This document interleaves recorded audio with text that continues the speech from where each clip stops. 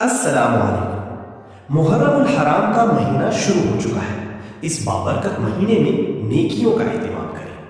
پہلی بات، نبی کریم صلی اللہ علیہ وسلم نے فرمایا، رمضان کے روزوں کے بعد سب سے افضل روزے اللہ کے مہینے محرم کے روزے ہیں۔ صحیح مسلم۔ لہٰذا اس مہینے میں زیادہ سے زیادہ نفلی روزے رکھنے کی کوشش کریں۔ دوسری بات، حضرت ابن عباس رضی اللہ عنہ سے روایت ہے کہ نبی کریم صلی اللہ علیہ وسلم نے فرمایا، اگر میں اگلے سال زندہ رہا تو 9 محرم کا بھی روزہ ضرور رکھوں گا۔ صحیح مسلم۔ اسی لیے بہتر ہے کہ عاشورہ کے ساتھ 9 یا 11ویں تاریخ کا روزہ بھی رکھا جائے۔